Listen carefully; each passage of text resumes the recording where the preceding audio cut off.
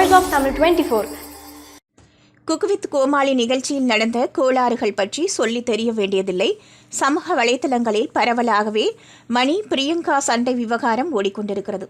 இதுகுறித்து பலரும் பலவாறு பேசி வரும் நிலையில் தற்போது திரைப்பட விமர்சகரும் தயாரிப்பாளருமான ரவீந்திர சந்திரசேகர் இந்த சம்பவம் குறித்து இவ்வாறு கூறியிருக்கிறார்.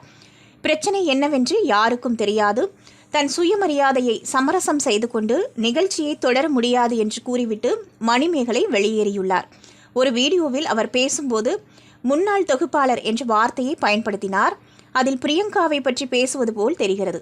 அதை ஏன் வெளிப்படையாக சொல்லக்கூடாது?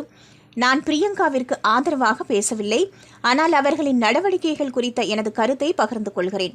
இருப்பினும் மணிமேகலை பிரியங்காவின் குணாதிசயங்கள் மற்றும் அவரது குடும்பத்தினரை கூட கேள்வி எழுப்பியுள்ளார். ஒரு ஆடியோ கிளிப் சமூக வலைதளங்களில் வைரலாகி வருகிறது. அந்த ஆடியோவின் உண்மைத்தன்மை குறித்து மணிமேகலை அறிக்கை வெளியிட வேண்டும்.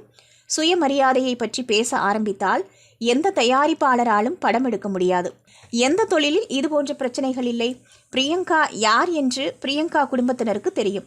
அவருக்கு வாய்ப்பு கொடுத்த விஜய் டிவிக்கும் தெரியும். இந்த சூழலை முதிர்ச்சி இல்லாமல் கையாண்டிருக்கிறார் மணிமேகலை. இங்கு யாரும் மணிமேகலையின் குடும்பம் பற்றியோ அவரது கடந்த கால வாழ்க்கை பற்றியோ பேசவில்லை.